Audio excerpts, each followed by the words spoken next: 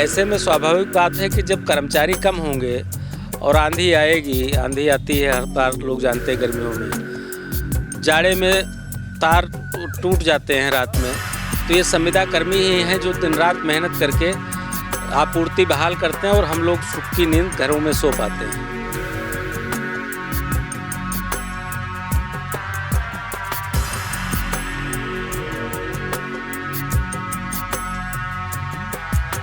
यहाँ गांव में 4-4 दिन तक, 3-3 दिन तक ऐसा हो जाता है कि विद्युत आपूर्ति बहाल नहीं हो पाती। ऐसे में अगर कर्मचारियों की छटनी हो गई तो ये एक जनता के लिए बड़ी समस्या होगी। इनकी समस्या तो है ही कि इनकी नौकरी जाएगी।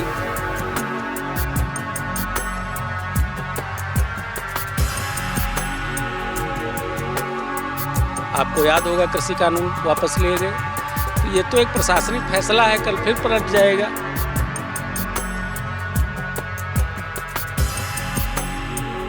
गलत फैसला है, इसमें कोई दो राय नहीं, और हम इस गलत फैसले के खिलाफ हैं।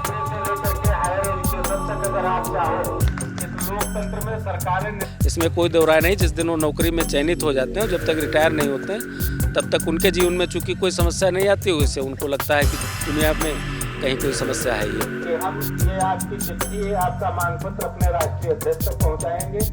तो हम गठबंधन का अंग हैं, इसलिए हम सरकार को आगाह करते हैं कि अगर उपभोक्ता प्रभावित होगा तो सरकार भी प्रभावित होगी। और हम आपको इस लाइन में हटाया जा रहा है, क्या सही है, क्या कहेंगे? बहुत गलत, क्योंकि 70-70 किलोमीटर के हमारे फीडर हैं और हर फीडर पे 1 या 2 लाइनमैन हैं। वो कैसे काम कर पाएंगे? कौन रस्सी खींचेगा, कौन तार जोड़ेगा, कौन क्या करेगा? तो एक तो यह सरकार का निर्णय नहीं है, पहली बात आप ये मान, जहाँ तक मेरी जानकारी है सरकार का निर्णय कैबिनेट करती है, और सरकार के निर्णय को लेकर के अलग तरीके की व्यवस्था होती है, प्रशासनिक निर्णय को लेकर के अलग तरीके से आंदोलन किए जाते हैं।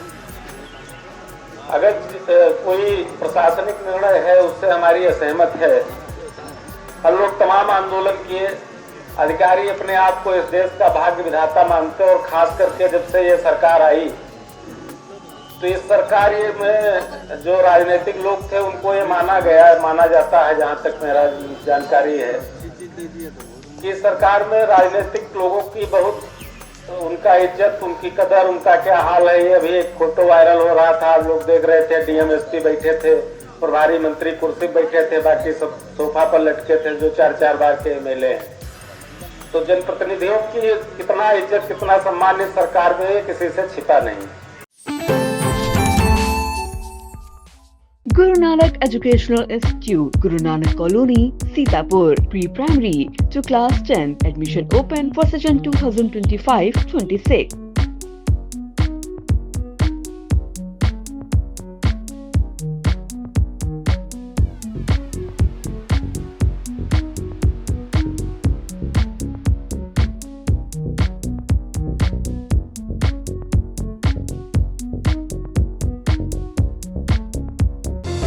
Sagar School is a place where we ponder our kids with care and creativity.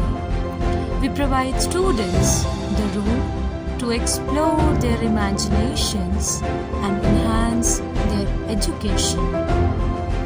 संविदा कर्मी की छटनी को लेकर के आपको बता दें कि पूरे प्रदेश में जिस तरह से संविदा कर्मचारियों की छटनी की जा रही है, उसी के बाद से जो संविदा कर्मी हैं उनमें काफ़ी गहरा संकट आ गया है, क्योंकि कहीं ना कहीं जब वो नौकरी कर रहे थे और ऐसे में उनकी नौकरी के लिए एक मैसेज आता है कि अब आप विभाग के लायक नहीं हैं, और उन्हें पता चलता है कि वो जो नौकरी कर रहे थे अब उनके पास वो नौकरी नहीं रही, जिसके चलते उत्तर प्रदेश पावर कॉरपोरेशन संविदा और निविदा जो संघर्ष संगठन है वो मैदान में आया और इन संविदा कर्मचारियों को हक के लिए, उनके लिए लड़ने के लिए सामने आया। उसके बाद आज दूसरा दिन है और उसी दूसरे दिन के चलते जिनका विरोध प्रदर्शन चल रहा है, जो धरना प्रदर्शन चल रहा है, वो सभी लोग यहाँ पर जो है सुदामापुर स्थित एक जो बिजली विभाग का कार्यालय है वहाँ पर ये लोग सभी लोग बैठे हैं। आज देखिए यहाँ पे सभी संविदा कर्मचारी हैं और ये संविदा कर्मचारी अपने न्याय की लड़ाई के लिए जो है लगातार यहाँ पे विरोध प्रदर्शन कर रहे हैं। आज दूसरा दिन है जो सभी लोग कार्यालय अधीक्षण अभियंता विद्युत वितरण मंडल जो सुदामापुरी में स्थित है, ये सभी लोग यहाँ पर आए हैं। आने के बाद आज दूसरे दिन में इनके साथ में जो है राष्ट्रीय लोक दल के यानी कि रालोद के जो नेता हैं और आरपी सिंह चौहान जो हमेशा धरने में शामिल होते हैं, लोगों के न्याय के लिए जो है वो आवाज़ उठाते हैं। आज भी वो जो संविदा कर्मचारी हैं उनके में आप आए हैं, क्या और किस लिए आप यहाँ पर आए? देखिए, जो छटनी का मामला चल रहा है संविदा कर्मचारियों का, एक तरफ सरकार का ये है कि हम विद्युत आपूर्ति की टाइमिंग बढ़ाएंगे, मतलब अधिकतम सप्लाई देने का प्रयास करेंगे। ऐसे में स्वाभाविक बात है कि जब कर्मचारी कम होंगे और आंधी आएगी, आंधी आती है हर बार, लोग जानते हैं गर्मियों में, जाड़े में तार टूट जाते हैं रात में, तो ये संविदा कर्मी ही हैं जो दिन रात मेहनत करके आपूर्ति बहाल करते हैं और हम लोग सुख की नींद घरों में सो पाते हैं। अब चूंकि जो टॉप लेवल के ब्यूरोक्रेट हैं उनके यहाँ कभी विद्युत गुल होती नहीं है। यहाँ गाँव में 4-4 दिन तक, 3-3 दिन तक ऐसा हो जाता है कि विद्युत आपूर्ति बहाल नहीं हो पाती।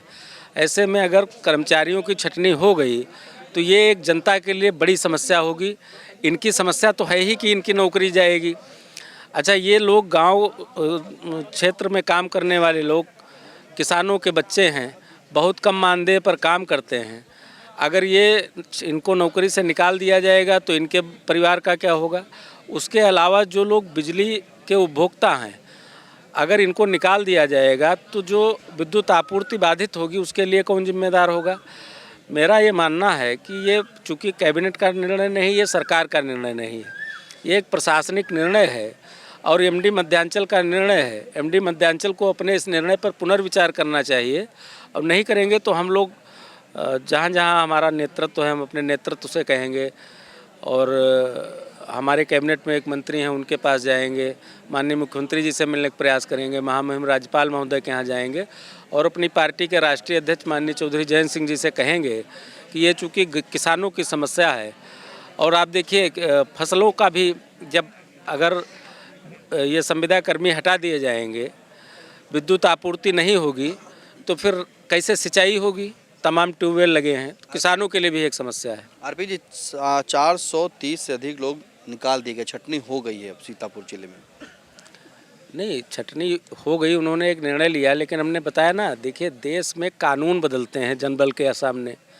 आपको याद होगा कृषि कानून वापस लिए गए, तो ये तो एक प्रशासनिक फैसला है, कल फिर पलट जाएगा। ये ज़रूर है कि एक गलत फैसला है, इसमें कोई दो राय नहीं, और हम इस गलत फैसले के खिलाफ हैं और इसको लेकर के लड़ाई, ये लोग जो लड़ रहे हैं इनके साथ हर स्तर तक समर्थन देने का काम करेंगे। मैं अपनी व्यक्तिगत बात बताता हूँ, हम गांव देहात से आते हैं, राजनीति हमारे लिए बहुत इम्पॉर्टेंट नहीं, सेकेंडरी है। हम अपने पार्टी नेतृत्व को अवगत कराने का काम करेंगे और हमको पूरा भरोसा है कि चौधरी साहब चूँकि किसानों के साथ रहते हैं, गरीबों के साथ रहते हैं, मजदूरों के साथ रहते हैं, इनके साथ भी रहेंगे और एक अच्छा निर्णय लेंगे, हस्तक्षेप करेंगे तो इनकी समस्या का समाधान होगा।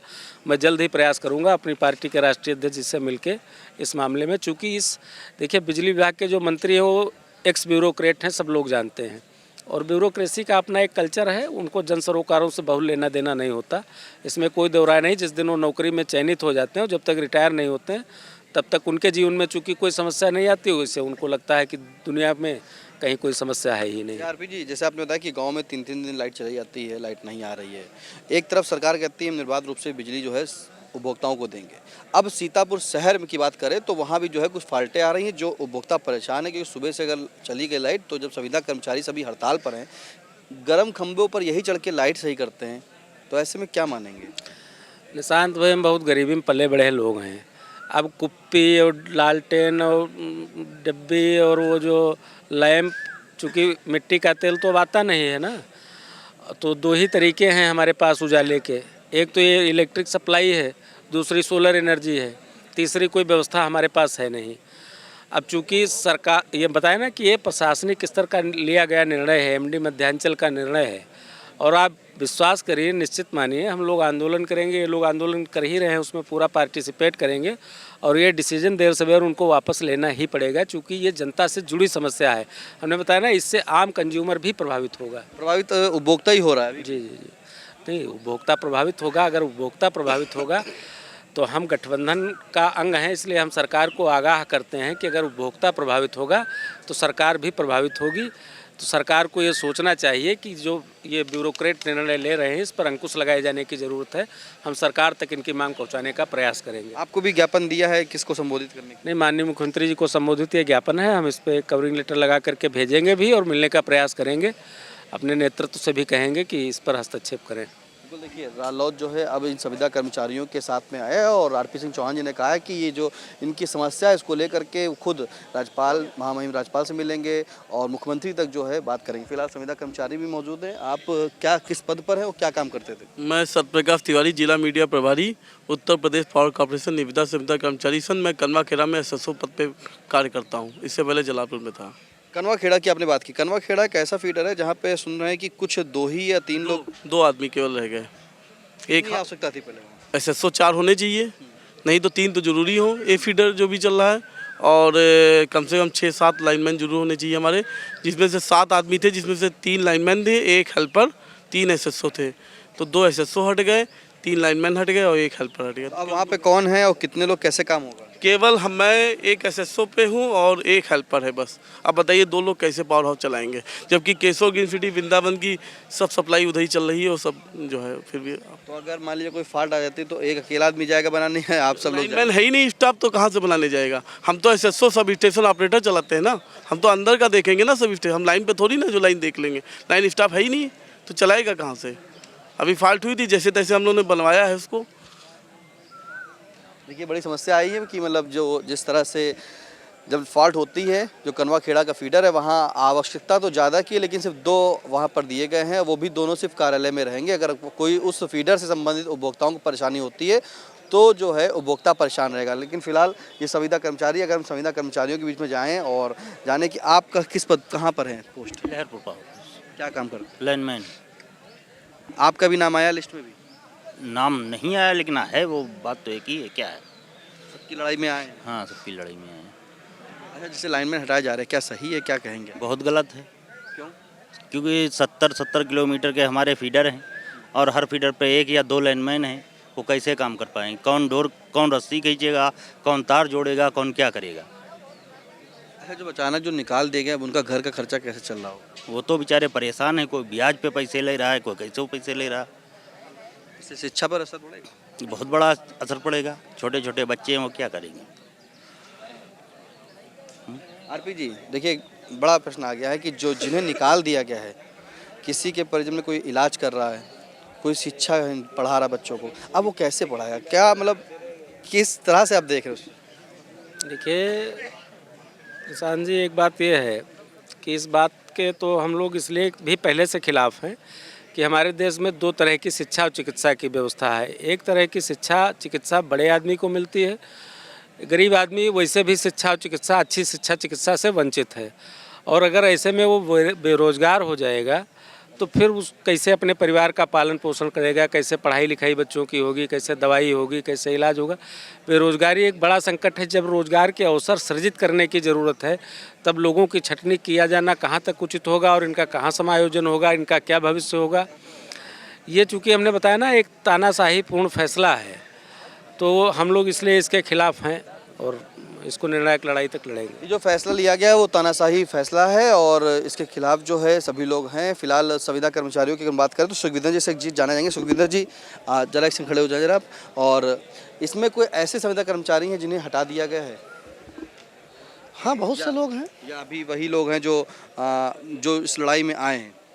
जी, जो इस लड़ाई में आए हैं वो हैं कि जिन्हें हटा दिया गया वो भी हैं? देखिए एक लिस्ट वायरल हुई है अभी आधिकारिक तौर पे, मतलब विभाग के जो, क्योंकि अवर अभियंता और उपखंड अधिकारी सभी लोग समर्थन में बैठे हैं हम लोगों के, तो अभी तक किसी ने सीधे ये नहीं कहा है कि काम बंद है आप जाइए। लेकिन जो लिस्ट वायरल हुई है उसके हिसाब से 431 लोग बाहर हैं और ये जो आपको भीड़ नज़र आ रही है इसमें से बहुत से लोग ऐसे हैं जिनके उस लिस्ट में नाम नहीं है। जी, अब कैसे चलेगा?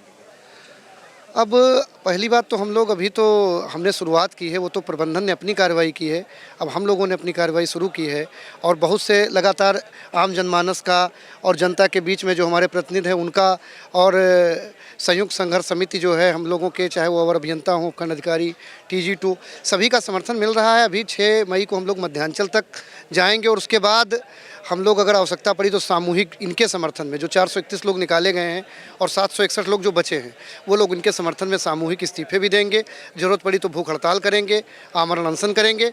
अगर अब उसके बाद भी अगर बेरोजगारी इस तरीके से की जाएगी तो हम सभी लोग सामूहिक इस्तीफा दे देंगे। सामूहिक इस्तीफा देने की बात कही है, SDO हिमांशु पटेल भी हैं और उनसे जानेंगे कि आज कुछ क्या बात हुई है, अधिकारियों से कोई वार्ता हुई है आपकी? जी देखिए, कल हुई थी हम लोग की वार्ता, तो अधीक्षण अभियंता महोदय को इस समस्या के बारे में अवगत कराया गया था। तो उनको अवगत कराया गया, उन्होंने भी सिचुएशन देखी, तो उन्होंने अपनी तरफ से इन लोग के समर्थन में एक चिट्ठी मुख्य अभियंता महोदय को लिखी है, जिसमें उन्होंने इस चीज़ का साफ वर्णन किया है कि इतने लोगों में पावर हाउसेस का परिचालन करना और विद्युत व्यवस्था बनाए रखना एवं राजस्व वसूली करना पॉसिबल नहीं है। तो उसके समर्थन में ऑलरेडी मुख्य अभियंता को चिट्ठी लिख दी गई है अधीक्षण अभियंता महोदय कार्यालय से। हम लोगों ने एज अ JSDO अपने स्तर पे भी लिखा है कि भाई हमें इतने कर्मचारी थे, हमें इतना ही चाहिए, तभी हम विद्युत व्यवस्था और वो मेंटेन कर पाएं। जी, उपभोक्ता परेशान हो रहा है। अब शहर में विद्युत जैसे व्यवस्था है, कुछ जगह का कजियारा है, सिविल लाइन है और विजयलक्ष्मी नगर ऐसी जगह पर है जहाँ पे फॉल्ट हो गई थी, जम्फर उड़ गए थे, लेकिन अभी तक का जो है बन नहीं पा रहे हैं। नहीं, वो है एक जेन्युइन कंसर्न है उसकी वजह से कि जिस टाइम पे विरोध सभा होती है तो उस टाइम पे जो संगठन की निविदा संविदा कर्मचारी संघ की कॉल है कि सिर्फ और सिर्फ परिचालन पे जो कार्यरत कर्मचारी हैं वही काम करेंगे, बाकी नहीं करेंगे। तो इसका अवलोकन जल्द से जल्द करे प्रबंधन और इसका निवारण करे जल्द से जल्द समस्या का। देखिए, ये तो हमारे साथ SDO रवि गौतम और जिन्होंने SDO हिमांशु पटेल जिन्होंने बताया है कि जो समस्या आ रही है उससे वो खुद जानकार है कि समस्या उपभोक्ता को आ रही है और उपभोक्ता काफ़ी परेशान है। लेकिन आपको बताएं कि ये जो संविदा कर्मचारी हैं जो यहाँ बैठे हुए हैं, इनके ऊपर अब गहरा संकट आ गया है। जहाँ उच्च जो विभाग है इनका, उस विभाग के ने एक लिस्ट जारी कर दी जिसमें करीब 431 संविदा कर्मचारियों को जो है निकालने की बात आई, यानी कि छटनी कर दी है, क्योंकि सीतापुर में करीब 1100 समथिंग कुछ लोग थे संविदा कर्मचारी। अब ऐसे में स्थिति कम आ गई है। इसके लिए जो विद्युत सप्लाई के जो फीडर बने हैं वहाँ पे भी कार्य सुचारू रूप से नहीं हो पा रहा है, उपभोक्ताओं को परेशानी हो रही है। इस संगठन में, इस विरोध प्रदर्शन में आज रालोद के नेता RP सिंह चौहान भी शामिल हुए हैं और उन्होंने कहा है कि इनकी मांग को लेकर के, इनकी आवाज़ को लेकर के वो मुख्यमंत्री से मिलेंगे, राज्यपाल से मिलेंगे और जो ये छटनी का आदेश है उसे अब निरस्त कराने के लिए जुटेंगे। वहीं जो उत्तर प्रदेश पावर कॉर्पोरेशन संविदा और निविदा कर्मचारी संघ है, उन्होंने कहा है कि अगर ये आवाज़ जो छटनी है उसको रोका नहीं जाता है तो ये बड़ा आंदोलन करेंगे और 15 मई को शक्ति भवन का घेराव भी करेंगे। फिलहाल सीतापुर से कैमरा पर्सन अनुराग पांडे के साथ निशांत गुप्ता, आई इंडिया। कमाल का लगा और आई इंडिया जो पत्रकारिता के क्षेत्र में कर रहा है वो संपूर्ण संचेतना के साथ में कर रहा है और पत्रकारिता के इस वक्त के जो मूल्य हैं और इस वक्त की क्या शुरू से जो मूल्य हैं उन मूल्यों पर चल रहा है और बहुत अच्छा लगा। और सीतापुर मान लीजिए ज़िला है, वहाँ पर बहुत सारी जनता इकट्ठी हो सकती है, लेकिन हेमपुर यानी कि गांव बिल्कुल, और गांव में 40-50 हज़ार लोग इकट्ठे करके एक कवि सम्मेलन इतना अद्भुत कर देना और देश के इतने प्रसिद्ध कवियों को बुला लेना, ये वाकई अपने आप में बहुत प्रशंसनीय है। मैं पंकज सिंह जी को बहुत बहुत शुभकामना देता हूँ और आपकी पूरी टीम को भी। Sai Sanjeevani hospital, station road, Sitapur. Sitapur का पहला मल्टी स्पेशलिटी हॉस्पिटल जहां आपको जनरल फिजिशियन, हड्डी रोग, स्त्री रोग, जनरल सर्जरी, नाक कान गला और न्यूरो के डॉक्टर उपलब्ध हैं। साई संजीवनी में आयुष्मान कार्ड धारकों का मुफ्त इलाज और TPA कार्ड धारकों के लिए कैशलेस सुविधा उपलब्ध की गई है। हॉस्पिटल में ICU, वेंटिलेटर, बाईपैप व डायलिसिस की सुविधा भी उपलब्ध है। Sai Sanjeevani hospital, station road, Sitapur.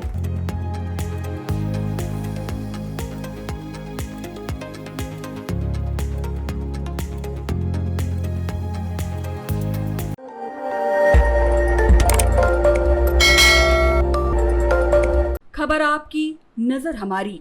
देखते रहिए आई इंडिया।